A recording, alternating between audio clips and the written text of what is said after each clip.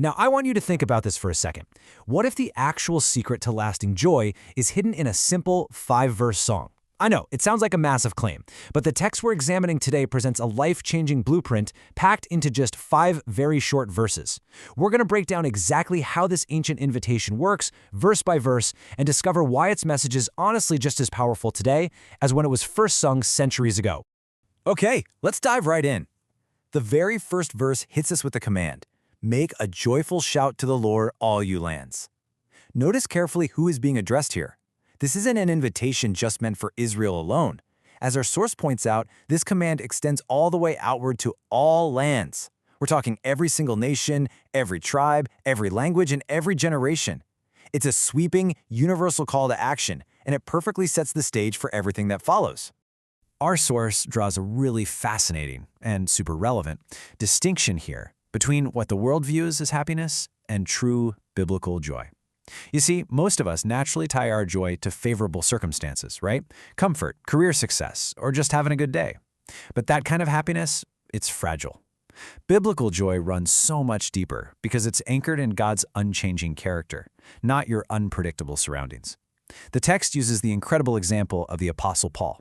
He lived this out while literally imprisoned for his faith. Even surrounded by extreme hardship, he was encouraging believers to rejoice. His joy was anchored entirely in God's faithfulness, proving our confidence can rest securely, totally regardless of what's happening around us. All right, that brings us to verse 2. Serve the Lord with gladness. Come before his presence with singing. We're shifting gears here. We move from the act of shouting in verse 1 to the act of serving in verse 2. But pay very close attention to the specific attitude that's required. It isn't just about doing the work or dutifully checking a box. It's entirely about the gladness we bring to it. This redefines the whole idea of service in a way that honestly changes everything. For a lot of people, service feels like an exhausting obligation. Responsibilities pile up, the routine gets heavy, and even helping others can feel like a drain. But what if we viewed service as a joyful privilege? Think of a loving child helping a caring father. The child doesn't help because of some cold, strict sense of duty. They help because of the deep relationship they share. God desires willing hearts that actually delight in knowing him, not just people going through the motions out of pure obligation. And you know what? This profound concept applies absolutely everywhere in your daily life.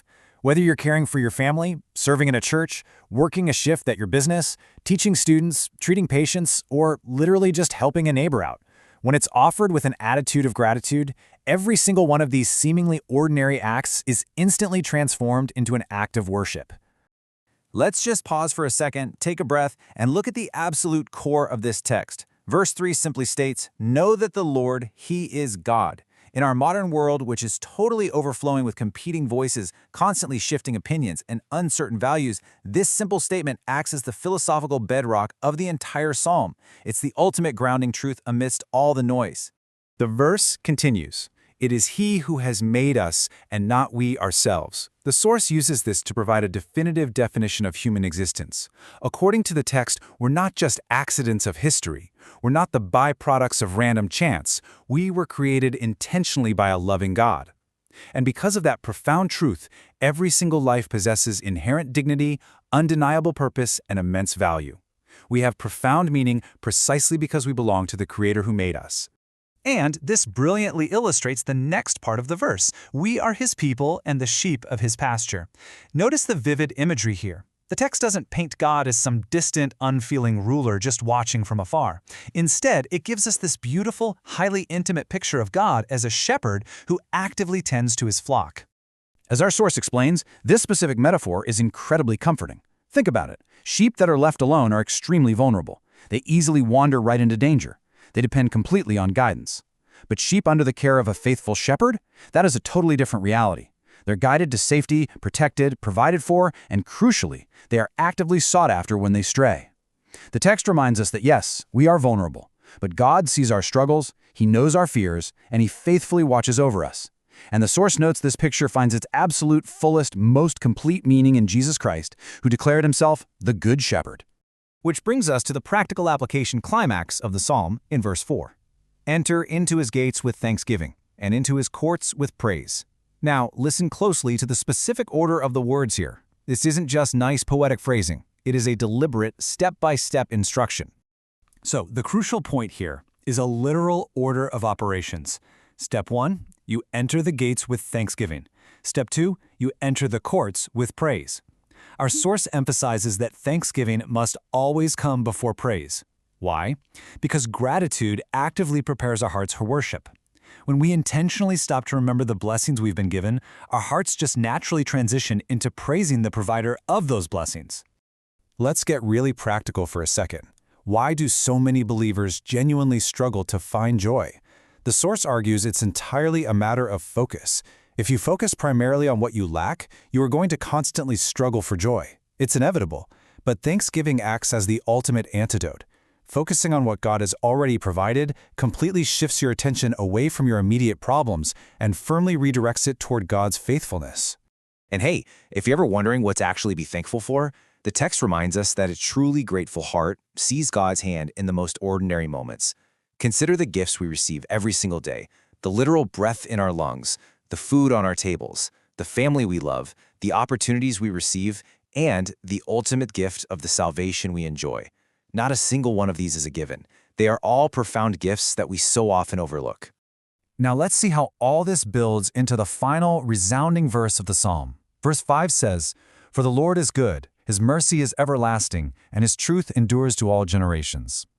This is where the psalm lands, on an absolute, unshakable foundation for how we should view life. Let these three unchanging truths really sink in. The source breaks them down with incredible authority. Number 1, God is good. Even when our circumstances are deeply confusing or painful, his underlying character remains completely good. Number 2, his mercy is everlasting.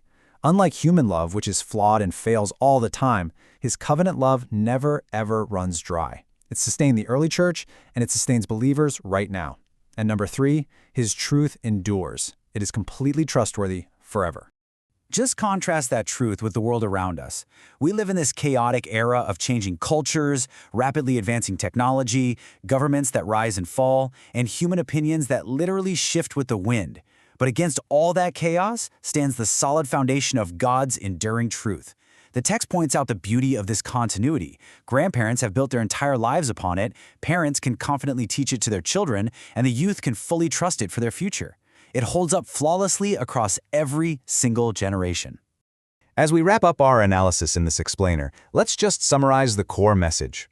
The lifestyle of Psalm 100 makes it incredibly clear that worship isn't something reserved just for special occasions or church services. It's an entire way of life. Joyful worship flows directly from knowing who God is. Grateful praise naturally grows from intentionally remembering his goodness. And faithful, glad service becomes possible when we recognize that we belong entirely to him. The world around us is constantly changing, absolutely. But as our source material beautifully states, the song of Psalm 100, it never fades. So the ultimate provocative question the text leaves us with today is this: will you sing it? Will you choose to enter his presence daily with thanksgiving, serve him with gladness, and apply this timeless blueprint to your own life? The invitation is wide open. It's just waiting for your response.